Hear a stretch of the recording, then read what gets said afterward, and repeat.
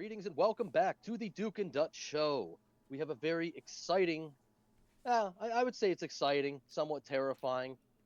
Some of the topics we have, obviously, there's been a lot of shakeup in the Middle East with Israel has kind of waged all-out war by bombing Iran and seems to have the backing of President Trump. We have the Walmart heiress. What was her name you say, Duke? You know, off the top of your head, the Walmart heiress? Christy Walton. No King's Day. Yeah. Apparently doesn't like some of the decisions that Trump is making. We have the tragedy that occurred in India Airways with the whole flight that went down yesterday. I think about, 200 people lost their lives, something to that effect? I think 270 something, yes. Yeah, we have the details that's coming. Very scary. Yep. And then we have an update for you on the LA riots. Oh, I mean protests. Sorry, the LA protest. But before we get into that, Duke, I'm going to pass it back over to you. What's up with you for today? Just another day over here in Pennsylvania. How's Florida treating you? The humidity still rough over there? It's very humid down here. Yeah. Very, very hot. Yeah, I'm good.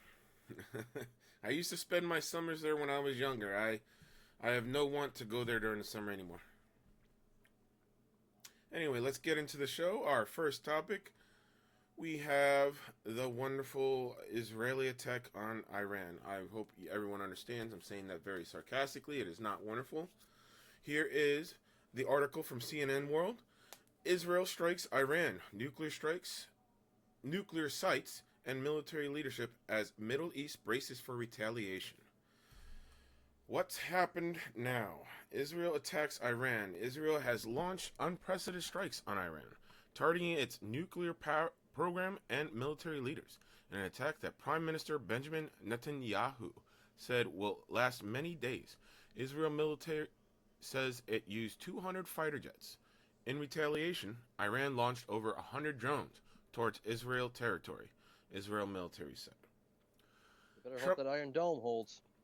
Trump warns Iran. Donald Trump warned today that Iran must agree to nuclear deal before there is nothing left. We'll get further into those details shortly. Suggests Israel's next attacks on the country would be even more brutal.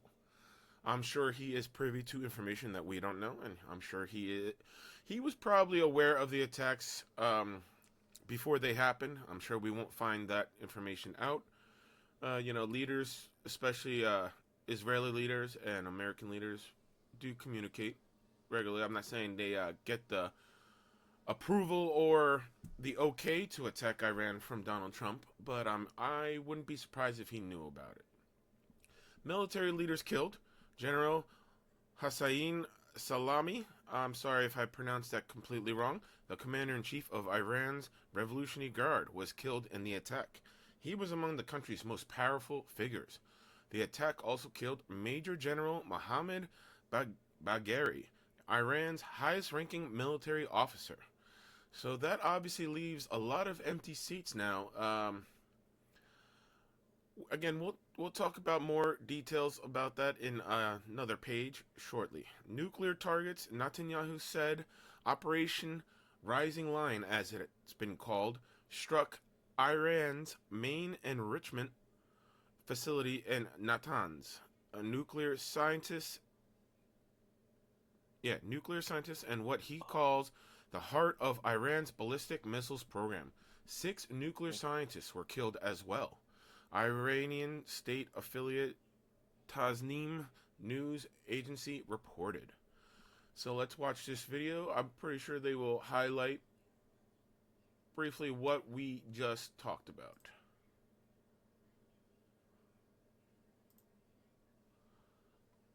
Sorry about the buffering, bear with me. Everyone's talking about how to get more protein in their diet. We'll stop talking and head to Subway for tons of I am talking about how to get more protein in my diet. Yeah, that's the let relevant this video. ad play. I want to know. Yeah, give me 1 second. No, you're fine. You're fine. Always nice to try and get your proper videos lined up, but sometimes the ads take control and you got no control over it. So let's let this play out, and we'll get to our video. Right. baked bread. And now Subway MVP Rewards members can buy any footlong in the app and get another for just $1. Say about Israel. I'm sure. So Yeah, there's a. It's definitely a very pressing topic, especially with what just recently happened. So let's get to the video now that the ad is over. Sorry about the delay. Here we are. Has now been under punishing sanctions for years, and that has left it weaker and more isolated economically. From Israel's perspective, an Israeli official says they looked at now as the right time to act militarily and diplomatically, especially as the U.S. was watching what it saw as Israeli preparations for a strike. Israel says Iran was continuing to enrich uranium towards higher enriched uranium that would be capable of fueling a nuclear weapon. That, for Israel, was a red line, in addition to the thousands of ballistic missiles that have in the past been fired on Israel. The timing, of course, is also remarkable because the U.S. and Iran were about to go into a sixth round of nuclear negotiations to try to get to some sort of nuclear deal. Israel's strikes make that, in all likelihood, absolutely impossible. In addition, this week the International Atomic Energy Agency said Iran was in violation of its non-proliferation obligations. Iran responded angrily by saying it would launch a new enrichment facility with the latest in centrifuges. Given all of that, Israel felt it was the time to act, and it did so, crucially though, unilaterally, and that is a point the U.S. has made abundantly clear. I'm gonna just go off here really quick. Yep, no problem. Go Israel ahead. should not even have a nuclear weapons program because it was opposed to it in the 1960s. We know this from leaked documents of the JFK files. That's why Mossad was involved in taking out JFK, and that's why when Lyndon Johnson came in, they gave them pretty much carte blanche to start their nuclear program. JFK was very opposed to that. That's why they got rid of him. Israel should not have the nuclear weapons they have right now, but they're so invested and bought into American politics. And I want to be very clear here. I'm not talking about the state of Israel, the place. I'm talking about the Israeli government here. The Israeli government is one of the most corrupt governments, and they can do it because they have unlimited backing because they're our greatest ally. It frustrates me beyond end how everybody is such a bootlicker for the Israeli government. It really does. And all I see from an American's perspective is us giving them a lot. What do they do for us? Nothing. They're just going to drag us into World War III. But Israel. Is there anything else you want to say? Go ahead. Israel should not. Well, circling back to my point here, Israel should not even have the nuclear arms that they have because they acquired it through, I would say, illegal, but let's say duplicitous means, and they do that through their intervention in the American government. And yet they're going to criticize Iran for trying to do the same thing. It's really interesting and hypocritical for somebody who has nuclear power to say, hey, you guys can't have nuclear power because you guys don't like us. Well, I might even be okay with it if Israel and Iran want to get into a war, if they want to do that. But the fact is they're going to drag America into it. And America does not need to be dragged into another Middle Eastern conflict. We don't need a World War III. We don't need a World War III. Disastrous consequences. Yeah. Well, I mean, look at Iraq. Look at Afghanistan. Look at anything that's happened in Syria or Lebanon. Nothing ever works out properly for us. We shouldn't be involved in this stuff. Mm-hmm. I'm a very America first person. It's not our place to police the world. And I'm gonna take it. We have more stuff. I'm gonna give it back over to you because I will keep ranting about this. I'm going to shut up now. Yeah, right. No, I'm partially there with you. You know, I'm not 100% gung ho like you are. But at the same time, like I said, the hypocrisy and just it looked to me like America was trying to be diplomatic, but then Israel was saying, I don't want to be diplomatic. I don't see the diplomacy with their actions. But that's just my 2 cents.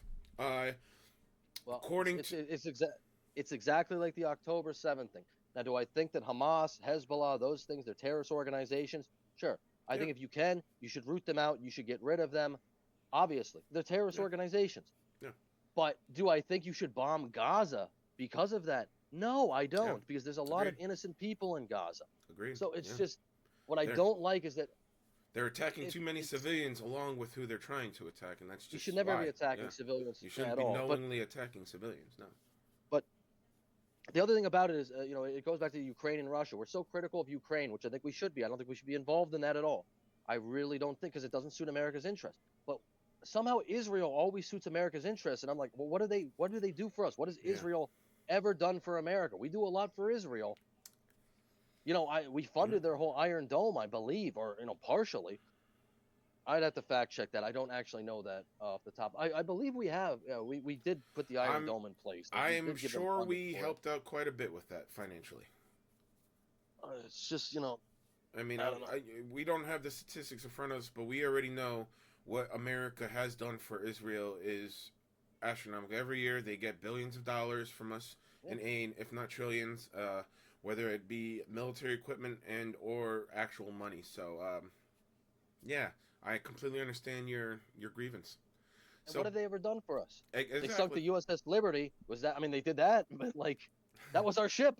Israel, we're talking about my ship here, for Christ's sake. You just sunk it. Yeah, I watched you do it, Israel.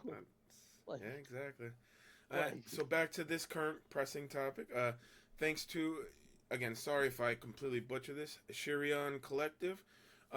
We have some details about what was targeted.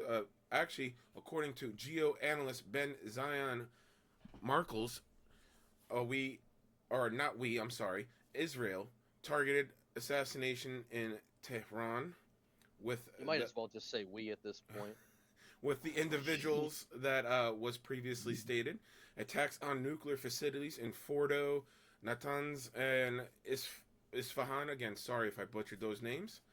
Attacks on missile bases, attacks on air defense bases, and attacks on Revolutionary Guard headquarters in Tehran. So it looks like they, my understanding, there were 7 different locations struck by, if not more, struck by Israel in simultaneous attacks during their operation. State Department orders all U.S. employees and family members in Israel to shelter in place until further notice. I am sure because they are fearing for retaliation, which is all but inevitable at this point. An attack in the city... The Iron Dome is not 100% foolproof. It does not catch everything. I wouldn't be willing to risk my life on it. An attack in the city of Khazar Shirin near the border with Iraq. This was a video. It's a short clip of one of the attacks, or at least our viewpoint of one of the attacks. Sorry about that. Let me put it full screen for you first. موشک همین الان اسرائیل حمله کرد به صورت زنده موشک زدن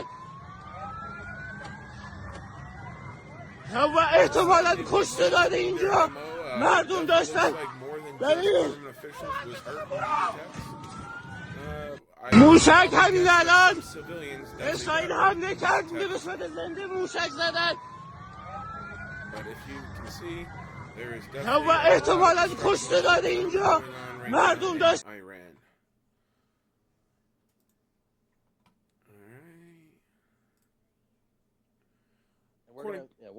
We're gonna make excuses for this too, because that's what we do. Well, according to Donald Trump on earlier today, at midnight, actually, 12:09, according to his post timestamp, we remain committed to a diplomatic resolution to the Iran nuclear issue. My entire administration has been directed to negotiate with Iran. They could be a great country, but they first must completely give up hopes of obtaining nuclear weapons. Thank you for your attention to this matter. Now, that was a statement by our president, Donald Trump, current president Donald Trump. It's an interesting statement. I think he's got a recent statement, yeah. Yep, here is the most recent statement that came, according to the timestamp, roughly 6 hours after that last statement. So what we have now is Donald Trump stating, you want to read it in his voice, or do you want me to read it? You're really good at it. Yeah. I don't want to make this too comical, because this isn't really comical. It's not. But... Yeah, let's bring some levity to it. Yes. I gave Iran chance after chance to make a deal. I told them in the strongest of words to just do it. But no matter how hard they tried, no matter how close they got, they just couldn't get it done. I told them it would be much worse than anything they know, anticipated, or were told. That the United States makes the best and most lethal military equipment anywhere in the world. We're the best, by far. And that Israel has a lot of it, with much more to come. Much, much more. And they know how to use it. Certain Iranian hardliners spoke bravely, but they didn't know what was about to happen. They are all Unalive now. they are all dead now. No, sorry, that just broke me out of it, and it will only get worse. There has already been great. I'm gonna Yeah, drop at the this Trump point, voice yeah, for there's this. no point for his voice. 'cause There's this is already just, been yeah. great death and destruction, but there's still time to make this slaughter with the next. And there's still time to make this slaughter with the next already planned attacks being even more brutal. Come to an end. Iran must make a deal before there is nothing left and save what was once known as the Iranian Empire. No more death, no more destruction. Just do it before it is too late. God bless you all. Oh. Yeah, see, So you want to give your 2 cents on that statement first? I don't agree with Trump. It's this one. We have no business in the Middle East. None. Yeah. We should not. We shouldn't have went there for Afghanistan, Iraq, any of that stuff. The weapons of mass destruction. Well, we know that was a lie now. That was really, I don't know what was to get oil out of there or something like that. We were going to establish. I mean, Apparently, we got a lot of golden oil. I don't know. we deposed the Saddam Hussein, and although Saddam Hussein, he was a brutal dictator, he was a bad guy. But what did we ended up destabilizing Iraq because of Yep. that. That's what we're going over there. We're not helping We anybody. did not help the situation. Yeah, not one bit. I don't think we should be involved at all. And if it wasn't for Israel, we would not be involved in this region because we shouldn't be. Iran is not going to have missiles that are going to be able to get to us. I highly doubt that. I mean, look at North Korea. I think they're a more advanced country. They can't get Yeah. missiles to go off the launch pad. To me, this is a beef that is, like you said, in the Middle East, and we are putting our nose in it, thanks to Donald Trump and his allegiance to Israel, which I'm not a fan of.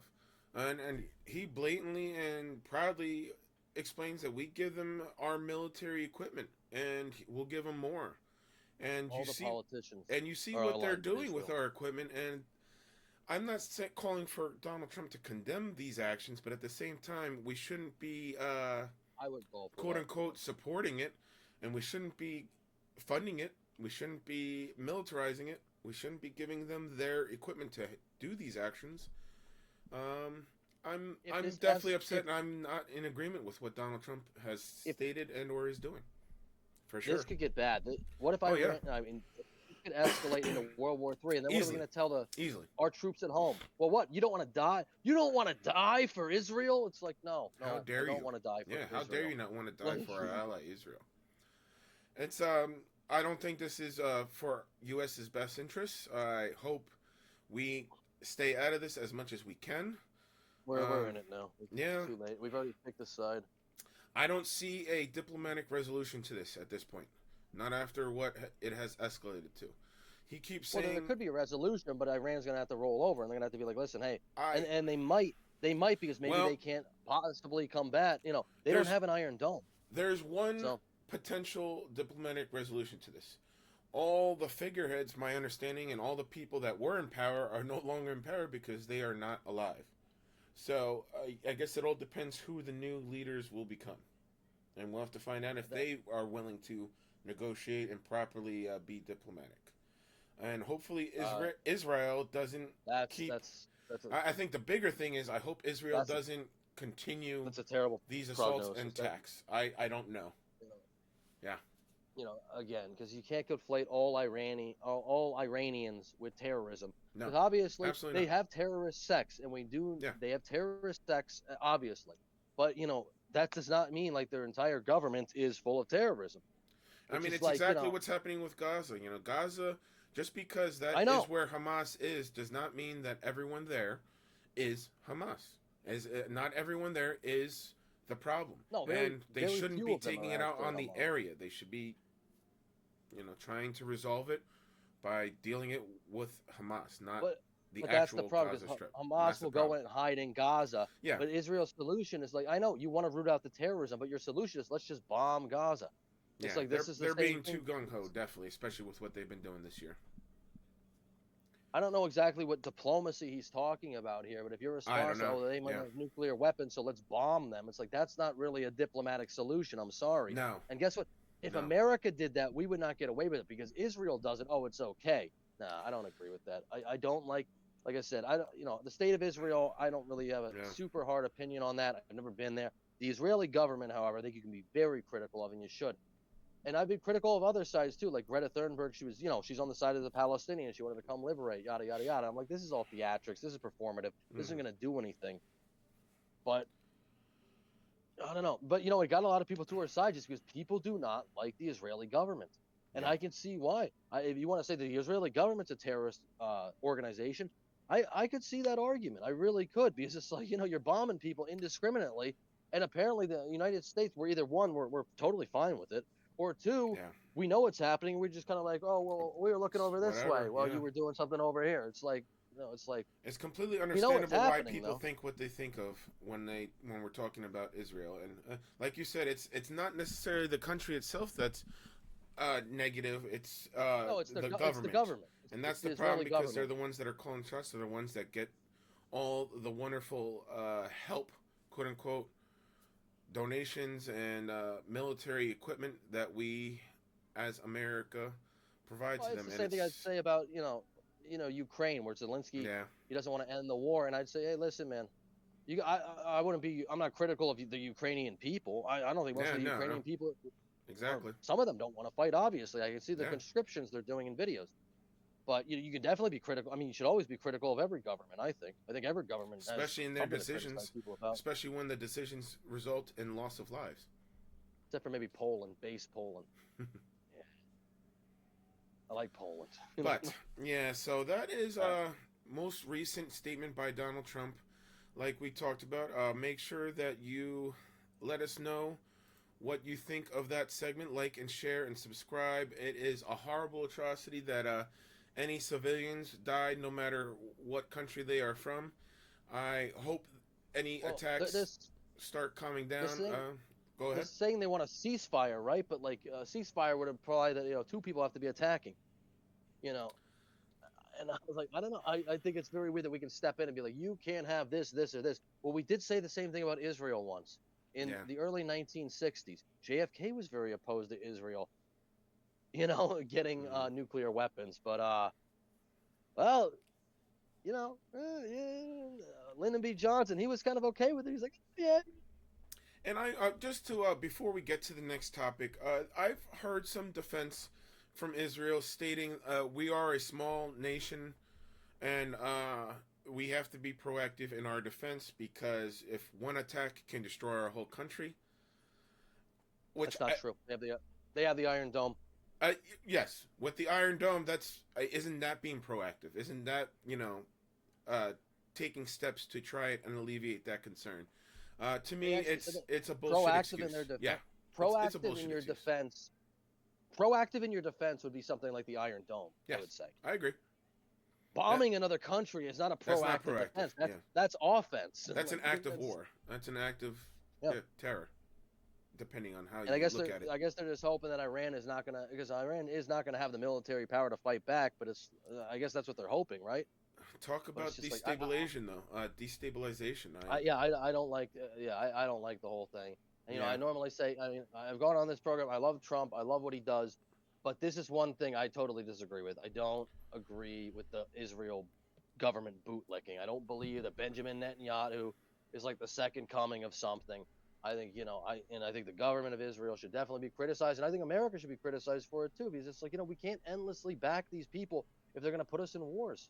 Yeah. That's just my opinion. All right, let's move on. I'll keep going. To also get in context, I don't view myself as a Republican or a Democrat. There are things that I agree with on both sides, and there are absolute things that I disagree with on both sides. This is definitely a disagreement on my part for Donald Trump. I'm not in agreement with these actions and condone any of these attacks. So let's get to that next topic. No King's Day. It is tomorrow, June 14th, according to this ad that was posted in a June 9th newspaper. If you look closely at the bottom of the ad, it was paid for by Christy Walton. Anybody who knows Christy Walton, she is associated with becoming a billionaire through Walmart. She is one of the wonderful billionaire heiresses of Walmart. And according to this advertisement, No Kings, June 14th, mobilize. We are a people of principle and honor. We honor our commitments and stand by our allies. We defend against aggression by dictators. We uphold and defend the Constitution. We care for veterans and children. We respect our neighbors and trading partners. We respect a healthy national and international economy, community, and environment. We are the world leader trusted to uphold the stability of rule of law. We are the people of the United States of America. The honor, dignity, and integrity of the country are not for sale. Our government is of the people, by the people, for the people. Paid for by Christy Walton. Okay, so Duke's been doing the topics because I'm obviously in Florida, so I didn't know a whole bunch about this No King's Day, and I said, well, what is this in response to the LA protests or the LA riots? There have been statements that said that it's not. Yes. It actually sounds more to me after you just read that it's more about the tariffs, because apparently a $1 billion corporation like Walmart doesn't want to pay tariffs because they get their cheap labor from China, and that obviously this billionaire is like, hey, listen, billionaires suffer too. Yeah. Look at our stock. It might be down. I don't know. I don't know what the Walmart stock is. Trump's already said a statement regarding the tariffs and Walmart specifically, and he told them, eat the tariffs. You should not relay those tariffs to the consumers. You guys make billions and billions of dollars every year. Every year you get more revenue, more profits. Between you and China, you guys should eat the tariffs. This is what's fair for the country. That's Donald Trump's stance. Well, but that's never. Well, one, you can't regulate private businesses. You can't tell people to eat the tariffs. And you can suggest that, obviously. You can suggest it, but you can't force it. But we all know that corporations are never going to eat a loss on anything. They will pass it on to the consumer because they will try their best not to. So, I would say this is a very. Obviously, this isn't a king talking or a queen, I guess you would say, but like you're a socialite billionaire who's never worked a day in your life, and you're worried about tariffs. It's like, which is pretty much resolved, right? There's been positive news in terms of tariffs for the most part. A lot of people that we deal with, a lot of countries that we deal with, have come to the table and negotiated a fair trade tariff deal, where it's 0 for 0. There are some countries that we are still negotiating with. I don't know the full details. I think China's down to a 30%, 10%. It has gotten better. It has gotten relatively better than where it started, and it's slowly but surely getting negotiated to become better and better. So we'll see.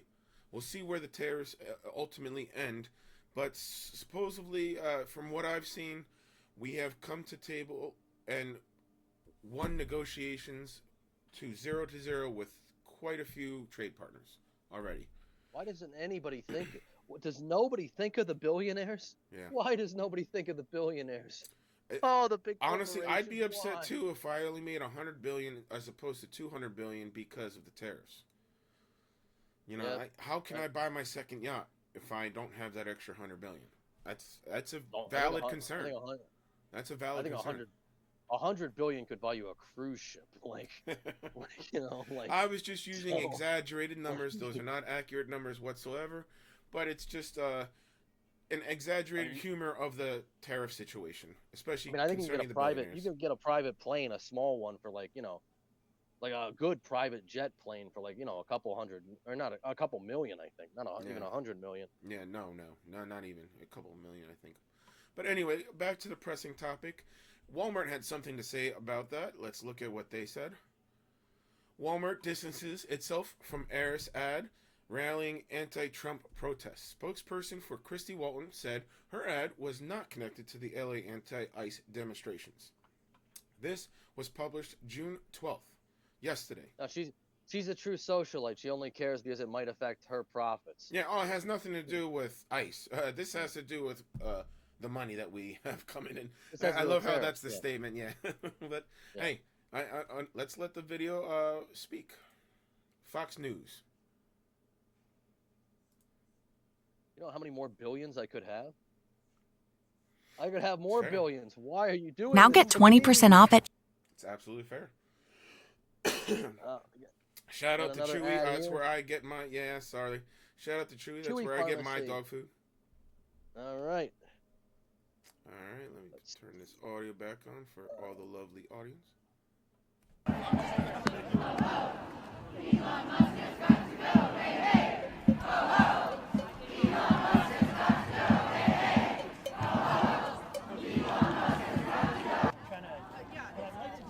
More than 1,000 gathered in Washington, D.C.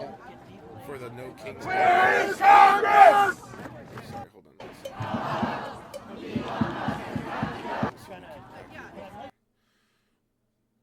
More than 1,000 gathered in Washington, D.C. for the No Kings on President's Day protest on Monday, February 17th, apparently.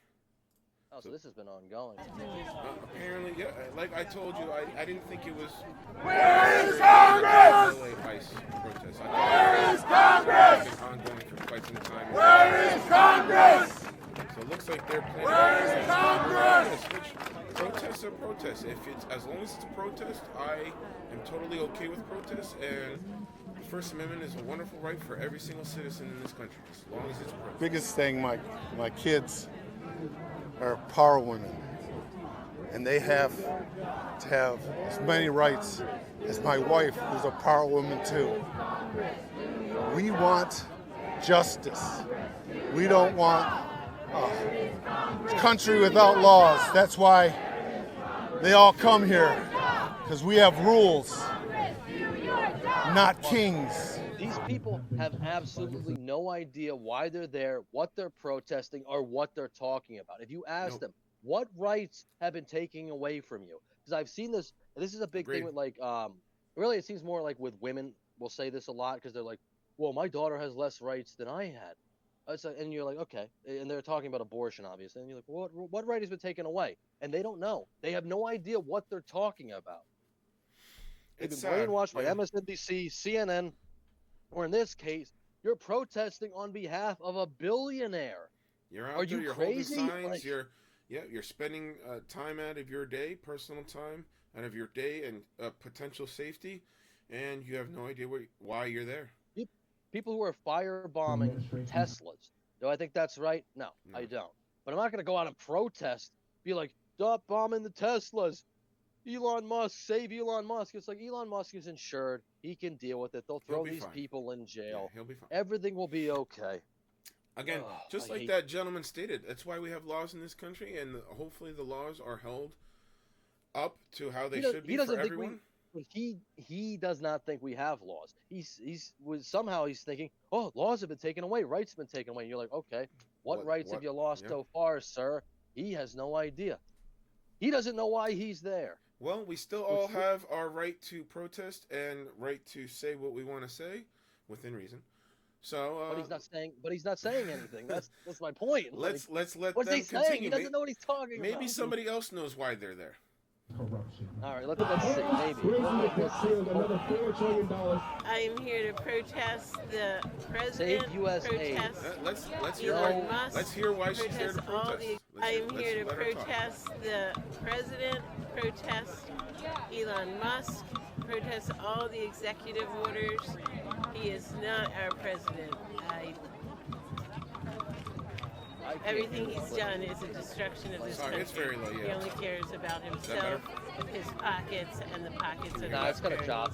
He's not here. You comment on it. I really can't hear this. Protest all the executive orders. I'm here to protest all the executive orders. I'm here to protest Elon. I'm here to protest President Trump. That's what she's saying. That's all she said. He is not our president. I'll let you know what anyone else says. Everything he's done is a destruction of this country. Everything he he's only done is a cares destruction about of this himself, his pockets, and the pockets of his cronies. He's not here to help Everything's any for his pockets and the of pockets the of working his Americans. Everything he's doing is mass That was true. I don't know why destruction. He is a President Trump is weapon only of the fourth mass president in destruction. United States history to not take the $400,000 salary that they're given. It's an interesting point that everyone loves to ignore. Yeah, everyone says he's in it for the money and in it for lining his pockets, but yet he doesn't take a salary for the job. But Biden wasn't in it for the money when his son was on the board of that energy company Burisma in Ukraine, which to me is why I think I'm going to go off on a little tangent here and then we'll get right back to it, which is why I really think why we are so invested in saving Ukraine, because Biden had vested interest. We have emails, 10% to the big guy from Hunter Biden. We know he put his dad on the phone. Biden is like somebody who actually, like, I mean, I could speculate. You could speculate with Bush. You could speculate with Obama. Biden, we have concrete evidence he was selling out the American people. Yeah. I mean, there's And no yet these denying people never what protested that. All right, Yeah. let's continue. All brainwashed. I didn't vote for him, but he is not working for us. He took an oath to work for us. He didn't even put his hand on the Bible because he probably thought he would go up in flames. But he's not He doing probably what he's can't out put his to hand do. on a Bible because he'd burn up in flames. That's what she said. Well, It's a personal. that's a common trope that everyone says. I don't know if that's true. He didn't put his hand on the Bible. Well, I'm an I- educator. I'm scared for my immigrant students. I'm scared for my trans students. I'm scared for my country. And I so, guarantee you, this I woman's just not a had to show Christian. up and Or be if she part is, of she's a resistance phony because they're being Christian who doesn't targeted and believe dehumanized what the by Bible actually says. multiple people in this I can government. say that I was raised Catholic, not a They're Christian. coming to school Oh, sorry, scared. this woman talking It about interrupts their learning. They're being It's, targeted and bullied by people she's who are worried emboldened about by all this immigrants. She's administration. worried about people's safety. It's not right. Again, you don't have to worry about immigrants. Immigrants are not in danger. People here illegally are the ones that should be worried.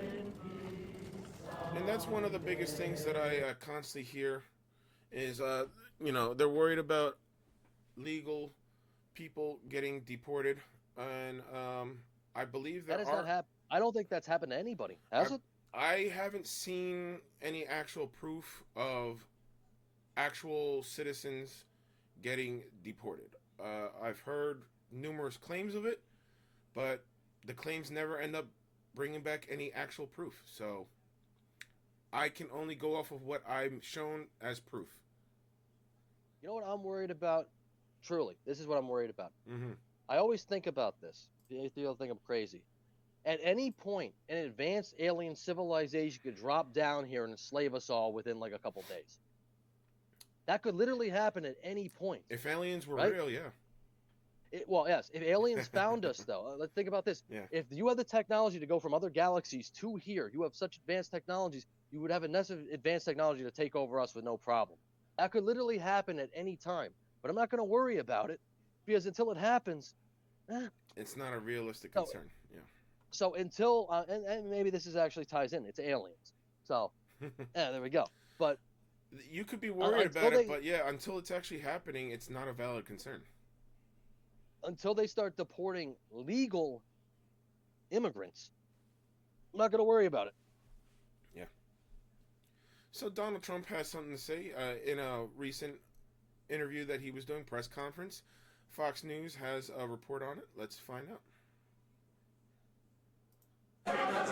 There are several No Kings protests planned across the country on Saturday as well. What are your thoughts on those? What do they go? No king? No Kings. I don't feel like a king. I have to go through hell to get stuff approved. A king would say, I'm not going to get this. A king would have never had the California mandate to even be talking to him. He wouldn't have to call up Mike Johnson and Thune and say, fellas, you got to pull this off, and after years we get it done. No, we're not a king. We're not a king at all. Thank you very much. Well, I think if you look at Trump, There are several a No lot of Kings. issues passing some of his legislation, and he has a Republican House. He's got a Republican Senate. Everything should go through, and yet he still has difficulty. These people fighting him on every single thing. I mean, agreed. You constantly hear and see in the news almost every single piece of legislation that he tries to do has a judge veto it or try and cancel it, and then he has to file appeals to get it reinstated. That doesn't sound like a king to me. Kings don't have He's to gotta- file appeals. He's got to go through more red tape than I think any Yeah. president I've ever seen. Last I checked, kings Oh. don't have to file appeals to anything they do. I don't know. That's just my stance on it. Everyone has their own opinion. Again, please like and share. The protests are scheduled to happen tomorrow in numerous cities. As long as it's a protest, I'm okay with it. You guys protest whatever you want to protest, but please keep it protest. Sir, Sometimes go ahead. I said sometimes I think we need a king. In all honesty, I really do. You know, Plutarch said about monarchy, it sounds like a bad thing, but in the right hands, if it's a capable person, you can get a lot done a lot faster. And you can see that throughout history with the Roman Empire, like with Augustus, who obviously was pretty brutal getting to the emperor's seat because he had to create it, but he did a lot of good for Rome. He found Rome made of clay, left it made of marble. You know, but obviously then his successors, Tiberius, wasn't not as effective as him, and then Caligula. Well, obviously that was no good, because the Praetorians sacked him, and then Claudius, he was all right. Nero, but then it trickles down. But if you have one good person, like Augustus was for the people, you're a visionary, you're a revolutionary, you're a once in a generation genius, and you get the right to do it. You can do so much good, and there is no tape. You just cut through it all. The problem is, it's like you gotta hope the right person gets that job. Yeah, that's the big if though. The right person. Has that right person come along? I don't know about that. I'll leave that up for interpretation. Trump 2052, Robo Trump. We're doing it. Yeah, right. We're gonna put his head in a jar. We're gonna put the brain in a jar. There we go. He'll be president forever. Please make sure to like and share and subscribe. Let us know what you think of the No Kings Day that is scheduled for tomorrow. Will you be going out to protest and have your mind and thoughts and voice heard? It would work too. He could run again. Nobody can run for a third term. Nobody. He doesn't have a body. But we just take the head, we put it in a robot, new body running third term, Robot Trump. Let's go. Right. I always tell you, it reminds me of Futurama and President Nixon, Robot Nixon. Yeah, that was Nixon's argument to run. No body. New body. I don't have a body. Huzzah. Anyway, back to the next topic. Again, like, share, and subscribe. Please let us know in the comments if you will be taking part in those protests. Oh yeah, and please obviously like, share, subscribe, comment down below, share it with your friends, your enemies. Sorry, I'm going off on a lot of tangents today, but I'm sweating in the Florida heat. I'm a little delirious, so I'm trying to have fun. I'm looking at a tiny screen. So, understand. All right, what do we got next? Our next topic is the sad crash of the Air India plane that crashed. I believe it was two days ago. Yesterday, yeah. I think it was yesterday morning. With the time difference, I forget exactly how it falls. Yeah, yesterday morning for them. Okay, so that would have been it would have been like 2 days for us, but yeah. Anyway, we're in the West. So right now we have footage that was able to be found, I'm assuming from a camera at the airport, of the takeoff of the flight and the resulting aftermath. Let's watch this footage. There's the plane taking off. Looks like somebody's doing something with the actual footage, zooming in and whatnot to give a better, clear view of it. As you can see in the top left corner is the full camera view. They're zooming in as much as possible to get every possible detail they can to probably try and figure out why it crashed. There are some theories out there. Right now, I don't think there's actually data out yet. Yeah, there's not. There's going to need to be a full-blown investigation before there can really be a full. But yeah, you can see this thing took off and immediately it loses altitude. It does not reach any type of altitude whatsoever. Yeah, it barely gets off the ground. Comes right down and sadly crashes. I mean, this is terrifying to think about, because I heard that this plane only got up to like 632 feet. Yeah. And to think that it can go up to 630, I mean, that's... Yeah. If and you it didn't look, collide with anything. It did crash into a school. I believe a university. I think the article coming up. Image appears to show this. So this is one of the theories. This is correct and is likely the cause of Air India crash. The flaps should not have been up. The flap should have been set before takeoff. This is not a Boeing issue. And this is Phil Holloway stating this, which he is an analyst and I believe has some knowledge of these flight issues, as well as being a pilot and a flight instructor himself, a certified flight instructor himself. This is not a Boeing issue. This is a pilot issue. That's what was being told by this gentleman as he analyzed the footage. Image shows that the flaps are in the incorrect position for takeoff. This could have led to the inadequate thrust and lift, as we saw in the previous video. I, again, can't confirm that. That is just one of the most logical theories that is currently out there. Luckily, there was one survivor out of the crash, and I believe if it was here or how many people. I'm sorry, I'm skipping around, but I don't have the exact number in front of me. I want to say it was 200 something, 270 something. I'm not going to go find it. Let's look at the video. Somehow he managed to get himself out of the wreckage. And this is video of him after the crash.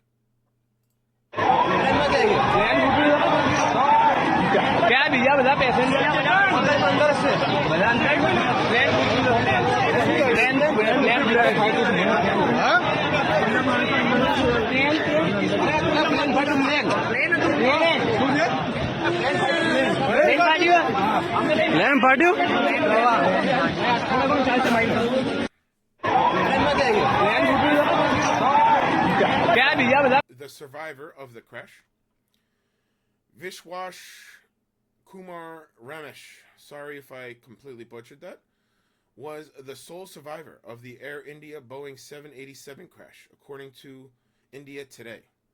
Ramesh, who was 40 years old, says there was a loud noise after takeoff. 30 seconds after takeoff, there was a loud noise, and then the plane crashed. It all happened so quickly, unquote. He said to the Hindustan Times. When I got up, quote, when I got up, there were bodies all around me. I was scared. I stood up and ran. There were pieces of the plane all around me. Someone grabbed hold of me and put me in an ambulance and brought me to the hospital, end quote. Vishwash is a British national and was visiting family in India. He was reportedly sitting towards the front in seat 11A. That is a picture of his ticket too. That was at the beginning. I just sent you something from Reuters. It's got more of like detailed statistics on this. Thank you, Yeah, sir. I was listening though. Yeah, good thing for this guy. Obviously, that's amazing. He was sitting in seat 11A. It doesn't look like you'd be able to. I don't know. I have no idea. I mean, Yeah. that's great. He survived. But this is obviously pretty terrifying. I was on a plane 4 days ago, and I've said this to you before. I don't know if I said this on stream, but I don't like flying because I think flying is very unnatural. It's very I know unnatural. we do it all. Yep. We do it all the time, and it's become part of our lives. And people do fly. I mean, some people fly once a week. Some people fly once a month. I normally fly Business trips and maybe everything, maybe once a year, maybe twice a year, something like that. I'm not on a plane very often. But and I don't think you have it either. But there was this Last time I flown was April of last year. No, but there was this. I saw this thing on Twitter, and it was about this this Indian family. They had just packed up their whole lives. They were moving to London because that was where the flight was going. Yes. It was going from India to London, and they took a picture right before takeoff. They posted to social media, and it's the husband, the wife, and then their 3 kids. Yep. And it's like, and they spent so long. They're packing up all their stuff. They make this big move, obviously moving halfway across the world. Mm-hmm.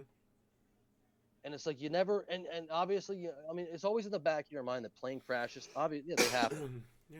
But nobody ever thinks it's going to happen to them. And it's like, and I guess most people are, 99.9% of people are right. It never happens to them. But I mean, it's just terrifying. I mean, Like, if you can think have about how these many failures. flights are out there, yeah. I mean, realistically, the odds are in your favor of not crashing. But I'm not a fan. It's safer than driving a car. It's safer than walking down the street. But and they say really the only problems that ever really come up are normally during takeoff or during landing. Other than that, once you're in the air, you're pretty much fine. But well, thanks yeah, to I mean, it's Dutch, just- we have another article about the crash. Air India Dreamliner crashes into there's the college. It apparently was the hostel for the college, where a couple students were staying. Ahmedabad, again, sorry if I horribly butchered that. Ahmedabad College Hostel kills over 240 individuals. The flight was bound for London's Gatwick Airport. Police say plane crashed on Doctors Hospital. More than 240 dead, police say.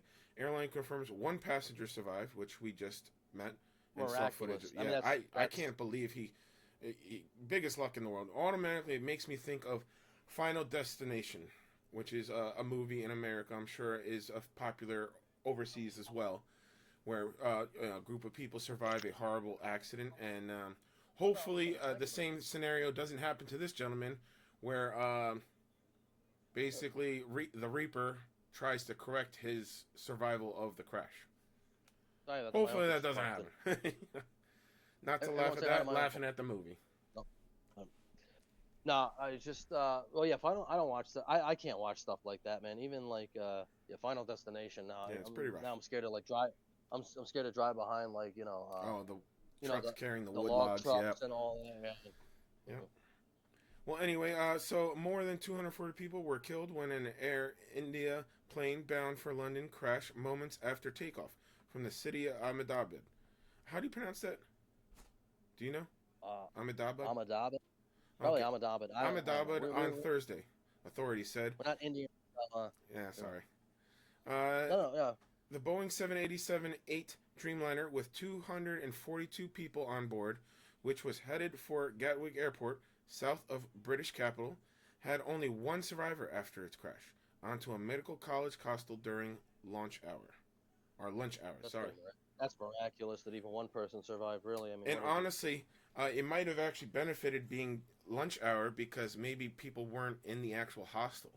They were out getting lunch, hopefully, so maybe there wasn't a lot of injuries in the actual hostel itself. I'll read this if you don't mind. Go ahead. I gotta do something here. Oh, hold on, go back up a little bit. Sorry, my thing's very zoomed in. Oh, down a little bit. Sorry. Okay. The sole survivor is a British national of Indian origin. Oh no, it zoomed out.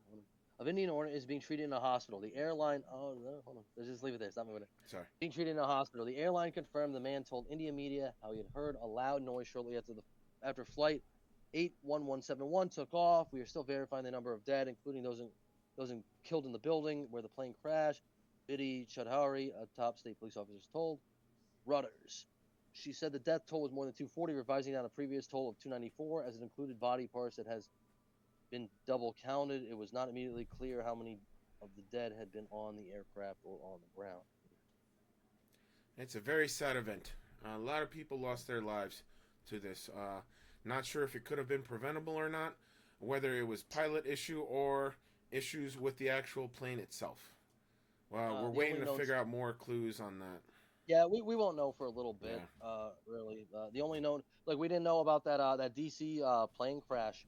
Yeah. That collided with the helicopter, and really that seemed like... It takes time to properly investigate that type of stuff. But that seemed like it was operator error on the part of the helicopter pilot who ignored instructions. I don't know what they were doing exactly, but yeah. The only known surviving passenger was in seat 11A next to an emergency exit, Chaudhary said, adding that there could be more survivors in the hospital. Go ahead. I think 30 seconds after takeoff, there was a loud noise and the plane crashed. 40-year-old Ramesh Vishwashkumar told the Hindustan Times, which showed a boarding pass for seat 11A in that name online. It all happened so quickly, told the paper from his hospital bed. When I got up, there were bodies all around me. I was scared. I stood up and ran. There were pieces of the plane all around me, he said. Someone grabbed hold of me and put me in an ambulance and brought me to the hospital. He said that his brother, AJ, was seated in a different row on the plane. He was traveling with me, and I can't find him anymore. Please help me find him. And that's... Yeah, it's... this is terrifying. It's something, I think plane crashes, obviously car accidents are much more frequent, but plane crashes, one, you're not operating it. Not that, you always need to be operating the car for it to be your fault to die in an auto accident. That can just happen, but so obviously the survival rate of plane crashes are virtually zero. This guy was incredibly lucky. Everybody else on the plane wasn't very lucky. I also, there was something from a young lady who was going to take that flight, and she ended up missing the flight.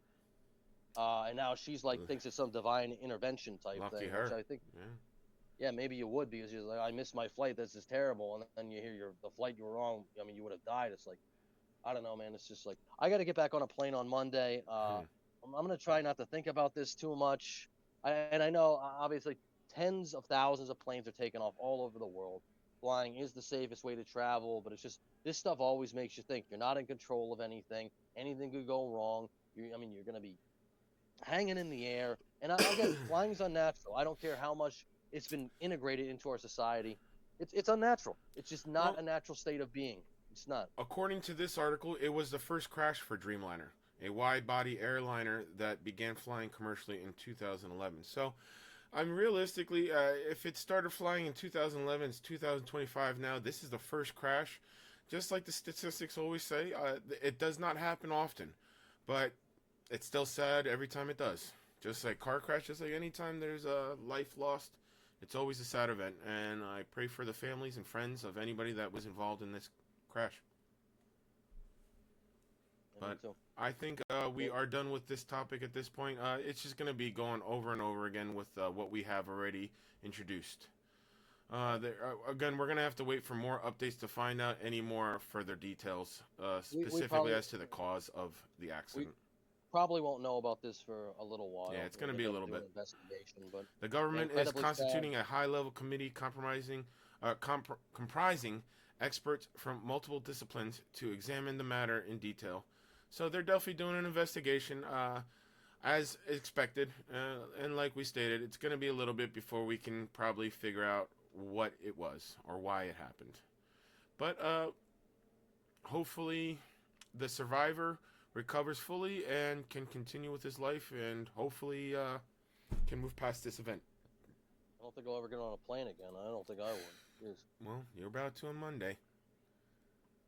Well, I wasn't in a crash either. So.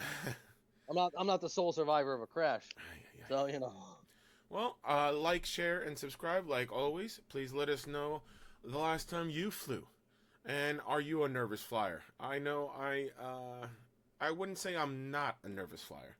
I'm not one of those flyers that needs a drink on the plane in order to fly or needs to be drugged up or anything like that, but I am not a fan of, especially when you get turbulence. One of the worst feelings in the world is when that plane shakes. Talk about an unnatural feeling. When that plane shakes, man. Oof. I hate it. Anyway, to our next topic, let's give you an update of what's been happening in LA and their protest/riot, depending on what's happening and where we're looking. Trump maintains control of California National Guard for now, after appeals court ruling. Before the appeal, there was a federal judge that ruled that Trump had to give back control to California and Governor Newsom. There has been an appeal made by Trump's administration, and the approval has been granted. So now Trump does not have to. The ruling against Trump was paused. A federal appeals court has paused a ruling that required President Trump to return control of members of California's National Guard to the state. An earlier ruling found Trump unlawfully federalized the Guard, which drew an immediate appeal from the administration. Third night of LA curfew. The curfew has been in place. What is your opinion on the curfew, sir? Is it just given the situation?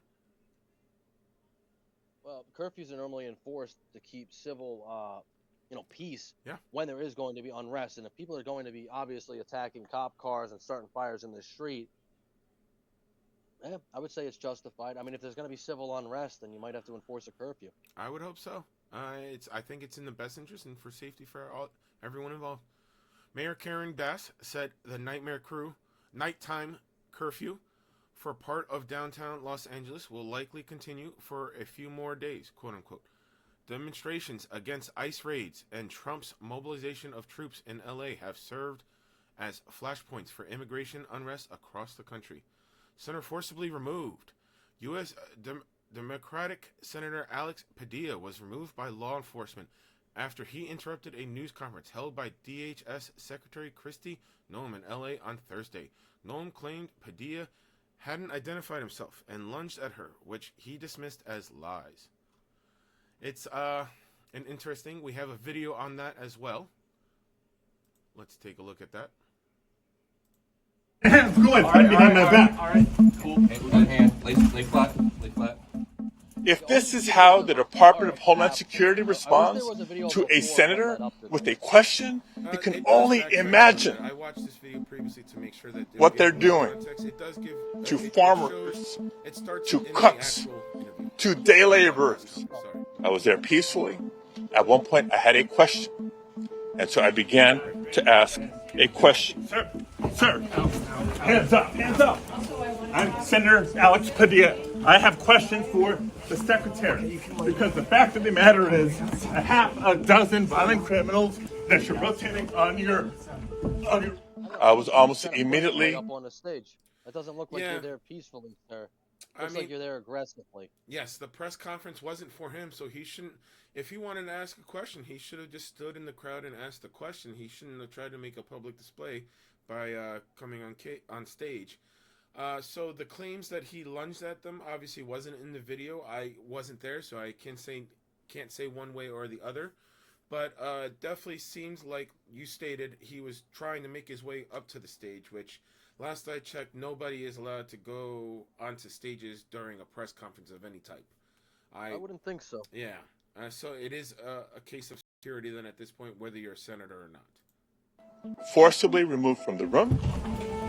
Well, and just so you know, everybody, these are the people who are representing California. These are how they take their lead from. How is California protesters supposed to act when this is how their representatives, their senators are acting? They're going to act in the exact same manner. And that's the problem. Like I said, there is a way to communicate any concerns and raise any questions. I believe most press conferences have given opportunity for journalists to ask questions, and I'm sure he could have asked a question at any point during that time, but he, I guess, didn't want to wait for that time or wait to do it during question time. I'm so sick of the political theater. It's like I think every politician at this point, it's like they were a drama club kid. That's what they did. They like to go on stage. They don't like to really pass laws or do anything for people. They just like to get their name in headlines however they can. Mission accomplished. His name is definitely in a headline. There's a story about him, and we are reporting on it, sadly. It is obviously has to do with the ICE raids and whatnot. So let's finish off this video and give the rest of the context. I was forced to the ground. My hands, go ahead, find behind my back. All right, cool. And I was handcuffed. Lay flat. His approach, was something that I don't think was appropriate at all. But the conversation was great, and we're going to continue to communicate. We exchanged phone numbers. And I will say that it's people need to identify themselves before they start lunging at people that during press conferences. So there was her 2 cents. Yeah, she didn't appreciate the format of how he was trying to ask in his questions. She did state that she did exchange information for any questions that he or his administration or office, however they refer to themselves, have, and she would gladly communicate with them and talk to them about any concerns. I think they did.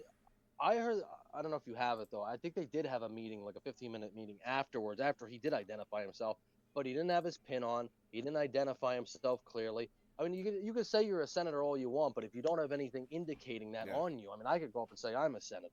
Very true. So. Very true. Exactly. Not all politicians know exactly how all politicians look. So unless you identify yourself, it's a little hard to understand or know who you are, especially in that situation. So again, it's a security issue at that point. The gentleman decided to try and insert himself into the press conference, and that just doesn't happen. You can't insert yourself into a press conference and expect it to go well. Lunge. I would agree with that. I would say it does look like you're lunging at the stage. I would agree with that assessment from that video. If you're forcibly trying to make yourself go on the stage that you weren't invited to be on, I don't know if it's a lunge, but either way, you're trying to go in an area that you're not authorized to be in. If you're going forward with force and somebody has to hold you back, I would say you are lunging. Yeah, I would say so. Well, Florida has been going. DeSantis. They've been proactive. Going back to our story of the No Kings protests that are scheduled for tomorrow. They want to make it very clear to anyone that wants to protest, and obviously this definitely has to correlate with what is currently going on in LA. They don't want a repeat of what's going on in LA to be going on. I'm sorry, I'm fumbling over my words, but they don't want what's happening in LA to happen in Florida. So let's hear what the governor has to say. I don't think there will be. DeSantis runs a tight ship compared to Newsom. Well, after you hear this, I believe your statement is true. And we also have a policy that if you're driving on one of those streets and a mob comes and surrounds your vehicle and threatens you, you have a right to flee for your safety. And so if you drive off and you hit one of these people, that's their fault for impinging on you. You don't have to sit there and just be a sitting duck and let the mob grab you out of your car and drag you through the streets. You have a right to defend yourself in Florida. And we also have a policy. That is from the governor. Thank you to the Rubin Report for that little clip there. Well, but Florida that is, yeah, go ahead. Florida's a stand your ground state. You are allowed to. It's not surprising. Yes. No.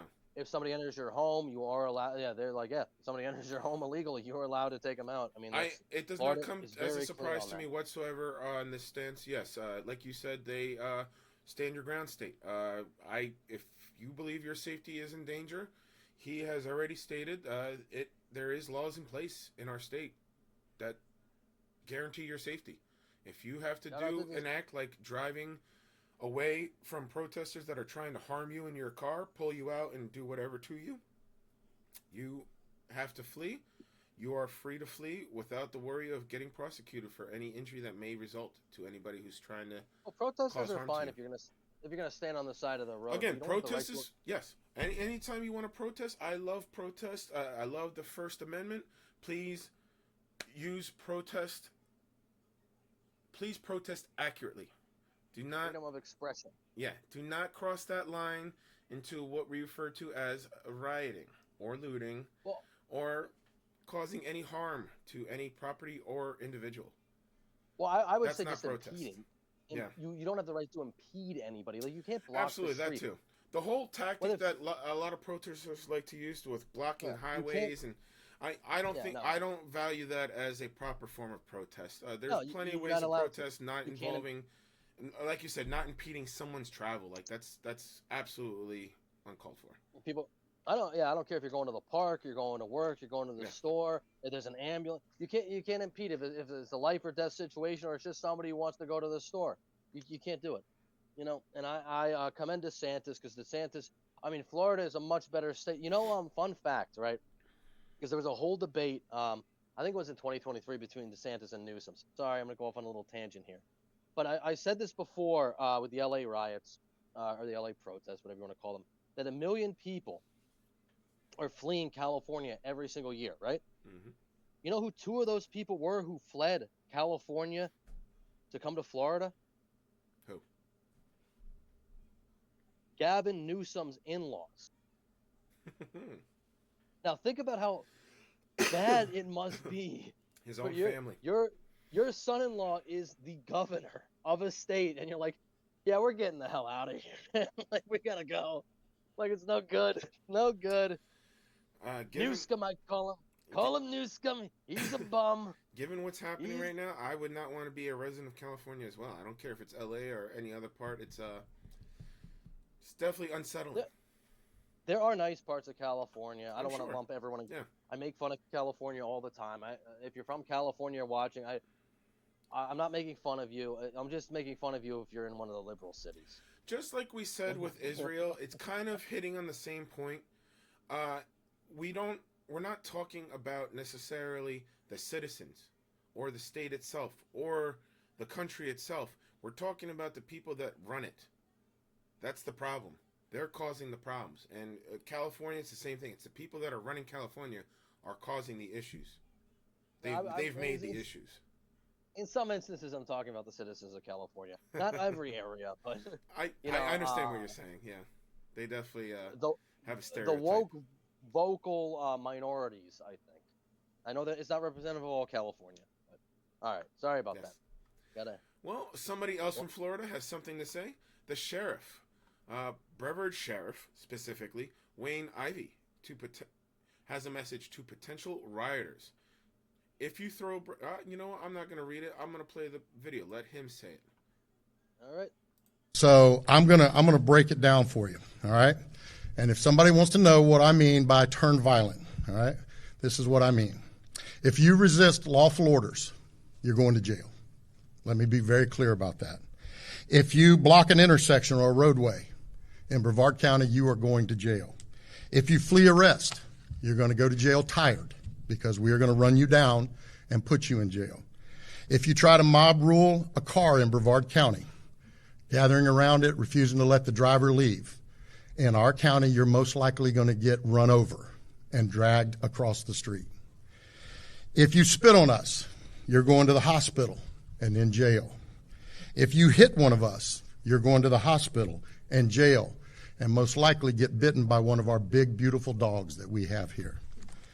If you throw a brick, a firebomb, or point a gun at one of our deputies, we will be notifying your family where to collect your remains at, because we will kill you graveyard dead.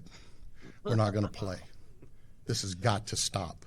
You're watching what's taking place out there. You're seeing police officers that are being attacked, being spit on, being put in harm's way just for doing their jobs. You're seeing ICE agents that are being targeted for doing their jobs. And you're seeing obstructionists that are doing all of this, standing in the way of law and order. So that's the statement from the deputy of Brevard County, I'm assuming. And what do you have to say about his statement? I think the statement's fine. I don't know if there will be riots in Florida, because Florida is, it's a pretty red state. Even like the places like Miami, Fort Lauderdale, Orlando. I mean, as far as I know, it's like I was talking to you about this before. We went to the beach the other day, very hot. But I saw people with Trump hats on, and it's like even where we are in PA, I never see people. I mean, I see people with some Trump signs. I never see people with Trump hats. But I was like, oh, that's pretty cool. People are just down here wearing Trump hats. You know, where I would never even put a Trump sticker on the back of my car because I'd be worried if someone's going to vandalize it. Yeah. You know, because there are just, Sadly. I think. Yeah. That's, I mean, but yeah, Florida. They even go as, there's been numerous proofs of evidence of people going as far as to, if you have a Donald Trump or a MAGA sign on your property, they will go onto your property and destroy that sign or try and drive over it with their car. That was a very popular thing to do apparently during the president election. They used to drive on people's property with their vehicles to run over signs. Well, I mean, they're firebombing Teslas just because Elon Musk started up the whole Doge initiative. I mean, that's really crazy because you could argue that, the liberals haven't liked Trump since before he came out as a Republican. You could argue that, sure. But Elon Musk, they loved, he's the green guy, the electric cars, he's saving the planet. Everyone loved him. Everyone bought Teslas because they thought they were doing good. And then he's like, oh, no, I'm a Republican. Oh, well, now climate change doesn't matter. It doesn't matter anymore. Burn it all down. Let's contribute to it by throwing all these carbon emissions into the atmosphere by blowing up these battery-powered cars. The hypocrisy of the backtracking. It'll always I don't happen. know I can't figure out what liberals stand for. I really can't. They're too emotional for me. Yeah. So. All right, and the next video that we have would be of a new, I don't want to say stance, but a revision of how he thinks ICE agents should be targeting their raids, I guess. Best way. According to Fox 11 Los Angeles, President Donald Trump is slightly changing course on his immigration policy, now saying we must protect our farmers, quote unquote. Quote, they're not citizens, but they've turned out to be, great. And we're going to have to do something about that. We can't take farmers and take all their people and send them back because they don't have maybe what they're supposed to have. Maybe not. So we're going to have an order on that pretty soon. We can't do that to our farmers, end quote, the president said Thursday. American Farm Bureau Federation President Zippy Duvall said he appreciated Trump's comments and expressed the vital role of farm workers play in the supply chain. Quote, farm employees work hard every day to help produce healthy American-grown food. If these workers are not present in fields and barns, there is a risk of supply chain disruptions similar to those experienced during the pandemic. We look forward to work with the president on solutions that ensure continuity in the food supply in the short term, and we call on Congress to follow the president's lead to develop a permanent solution that fixes outdated and broken farm workers programs, end quote, Duvall said in a statement. Governor Gavin Newsom also commented on Trump's announcement, calling it a major win. Major win. Trump just reversed course on immigration. We're watching closely and we'll hold him to it. This happened because you spoke up. Keep it going. Keep it peaceful. It's working. if you keep it going, keep it peaceful, I agree with you. Keep it peaceful. But it doesn't seem like they're keeping it peaceful. That's just my 2 cents. Comment from Donald J. Trump. Our great farmers and people in the hotel and leisure business have been stating that our very aggressive policy on immigration is taking very good long-time workers away from them, with those jobs being almost impossible to replace. I don't understand that statement, though, being almost impossible to replace. In many cases, the criminals allowed into our country by the very stupid Biden open borders policy are applying for those jobs. This is not good. We must protect our farmers, but get the criminals out of the U.S. Changes are coming. So it's, as we stated, it definitely, I would label it as a revision. No, I don't like it at all. This is exactly like the 1850s. You go back to the Confederacy and they're, well, if we get rid of the slaves, who will pick the cotton? Now we're going, well, if we get rid of the illegal immigrants, who will pick the fruit?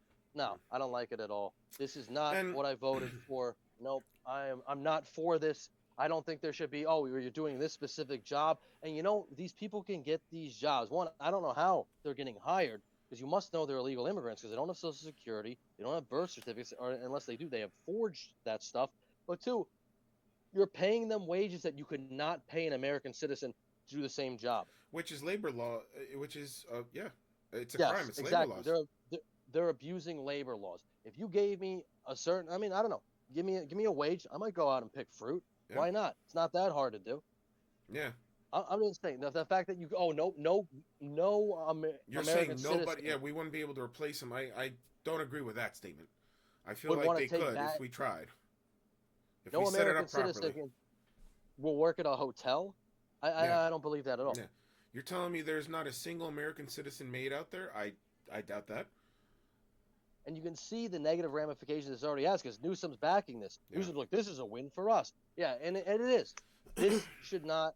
Listen, I think what you need to do, obviously, people who have been violent, illegal immigrants who are violent, who have arrest records, they should be the first priority, obviously. Absolutely. But I don't hold any distinction between like that and this. This is going back on what you said because you're caving from all these different places, and I get it. These people don't want to hire Americans because they'd have to pay them more money. And that's really what it. Yeah, to me, it's not getting rid of the root cause of the issue. Like the root cause of the issue is the violation of labor laws, whether it's citizens or not citizens. The only reason that they're able to get away with it is because they're not citizens. So it doesn't really get rid of the issue. Like there's still these non-citizens are working for pennies compared to what they should be getting, which is not fair for any human. According to what my understanding of the American view of labor is. But we're protecting the employers. Again, we're protecting the employers who are using unfair hiring practices. They won't hire American citizens because, then they might have to give them benefits. Yeah, we're trying to prop it up and saying that it's going to hurt the economy. It's going to hurt the economy. I'm sorry, but we have allowed these illegal acts to go on too long. If it does hurt the economy to fix it, that sucks, but we need to fix it. It doesn't mean that we should just, you know what? We don't want to hurt ourselves, so let's just let this illegal actions keep happening. Let's just let these things that we know aren't correct continue to happen. Like, I'm not in favor. That's a weird stance to have. Yeah. I think this is Trump backing down.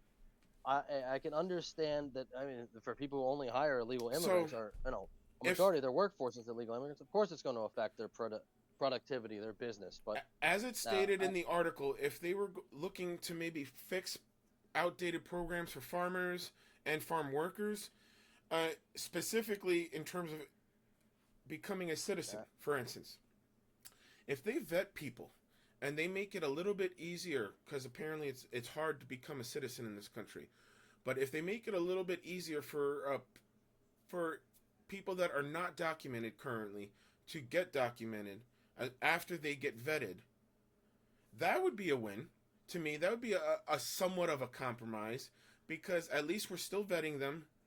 We're reformatting the system that we currently have that apparently is too complicated according to some. They've already broken the law by coming here illegally. Yeah, agreed. I don't have very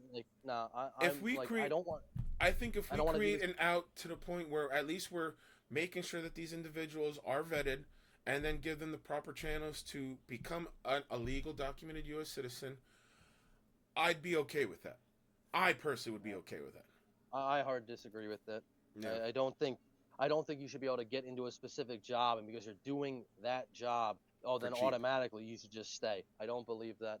Like, that's the way this is. That's the way this narrative is definitely dictating it, which is definitely not sitting well as well. Yeah, I agree. That I don't like that narrative. That if you're in this job, we need you in this country, so you could stay. I'm not a fan of that statement. Yeah, of that narrative, but that's what we're dealing with. That's what has been said by our current president. Let's see. Trump is disappointing me today. Really. I'm very, very disappointed by Trump. So. And that is it for that topic. If you please like and share and subscribe, we will be having further updates as new things develop. As obvious, we are not sure how tomorrow will pan out. Hopefully, again, protests will be protests, and no more rioting will be happening in LA. Hopefully. We'll see. We'll be reporting on it. Let you know. One way or the other. We would like to end today's episode, though, on a lighter note. There has been a recent teaser, an advertisement. I myself saw it yesterday for the first time. I know you said you saw it the other day. I am really looking forward to this, especially the more I find out about it. I am getting more and more excited. Spaceballs 2 is in the works, apparently. The search for more money. Aim to be released in 2027. And I personally just found out Rick Moranis and Bill Pullman. Specifically, I'm more excited about Rick Moranis will be reprising his roles. Again, I'm sorry I'm fumbling over my words. Well, for those of you who don't know, Rick Moranis obviously was a big star. He was in Ghostbusters, Spaceballs, obviously. Little Giants, a lot of them. Little Giant, Honey, I Shrunk My the Kids. Yep. Yeah, oh my God, he was a big part of my childhood. Big part of my childhood. But the reason Rick Moranis actually stepped away from acting was his wife had cancer and she passed away. So he wanted to retire from Hollywood so he could go and raise his kids quietly and not have to deal with that, which is a very commendable thing. Yeah. And I don't think he's been in a movie since the 90s. So, yes, I mean, this is huge. great. Obviously, now he was recently in a TV advertisement, which that was phenomenal and breaking news. Like, oh my God, he's back. And I remember reading something at the time said that he was little by little, now that his kids are adults, no longer kids anymore, they're grown up. Yeah, he's going to slowly but surely make his way back into the acting world. And I am so happy to hear the first project that he's attached to is Spaceballs 2. Spaceballs 2, the search for more. I don't know if it's the search for more money. That's a joke they made. That's a joke that they made previously. If there was going to be a second one, it'd be the search for what is it? Say it again. I'm sorry. The search for more money. I think it's quite accurate. I'm going to be muting this just because we don't need to really necessarily listen to any of the music playing. But I think you should. Hold on, take it out of full screen too. I don't want to get copyrighted. I don't know if this will, but yeah, we can play it in the background. So obviously, I'm pretty always against sequels, especially coming out this remakes much are later. very iffy. Yeah. Spaceballs came out, I think, in 1987. So I mean, that was what 38 years ago, right? Yeah. So I mean, this is a long time coming. It came out actually before I was born. So I was. But I love Spaceballs. And I actually just did because I was curious. I was like, how old is Mel Brooks? He's got to be old. He's going to be 99 in 2 weeks. So I was like, hey, if he wants to come out and make a movie, I'm like, yeah, why not? You're 99 years old, man. If you can still do it, I mean, that's pretty commendable. Plus, you can make it as raunchy as you want. Make it like Blazing Saddles. What are they going to do? They're not going to cancel you. They can't cancel a 100-year-old guy. Like, they can't do anything to you. I don't think he generally cares at this point. I mean, if anybody has seen any of his material, he had the history of I forget exactly the wordage of his property. I'm sorry, I'd rather actually not even mention it. But he had a video or a movie or two about the history of America or a history of the world. Sorry, not America, history of the world. And you might get back to old school comedies with this. Obviously, it was definitely had its funny moments. You couldn't make Blazing Saddles today. You just couldn't. Yeah. So there's Mel Brooks, 98 years old. But instead, we're making this movie. Cannot wait. So Bill Pullman, apparently he's gonna play President Scrooge, which is kind of weird, but whatever. I mean, he's older now. I don't know if he can play Lone Star. It'll be interesting what they do with Barf, who was played by John Candy, who obviously passed away a long time ago. Joan Rivers also voiced Dot Matrix. I don't, obviously she passed away about 10 years ago. So, but so I don't know. I don't know what's gonna happen, and I know Mel Brooks is also gonna be reprising his role as Yogurt. And apparently, this is going to be the replacement, Bill Pullman. Yeah, Bill Pullman's son is actually. I'm sorry, going Bill Pullman's son. Yes, he's going to be Lone Star. So it'll be interesting. Like I said, I have no expectations. I don't know if it's going to be good. It's going to be bad. Normally, with these movies, I mean, they're normally bad. Like Anchorman 2 was not nearly as good as Anchorman 1. Super Troopers 2, not nearly as good as the original Super Troopers. But then you get some gems like, Top Gun Maverick, which was very good. I think Top Gun Maverick, I know this is blasphemy, but I'm going to come out and say it. I think Top Gun Maverick is better than the first Top Gun. I actually need to see it. That's one of my movies that has been on my list. I need to see it. I haven't seen it yet. You haven't seen Top Gun Maverick? Oh, it's better. I think it's better than the first one. Yes, I've heard I think it's better than the first one, which is crazy, because it's 35 years later, but I don't know. I don't really care. I'm going to go see this movie. I don't really care what the reviews are going to say. I'm definitely going to check. Bad.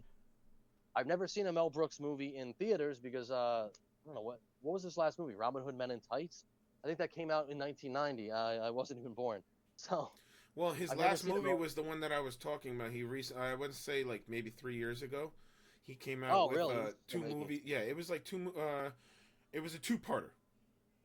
You could call it a movie, but it was different segments put together. Some of them had to, there was like 10 or 20 or so different comedians in it. Wanda Sykes was in it. Numerous comedians were in it, and it just depicted different scenes of important events that happened in the world throughout time. And I want to say it's on Hulu.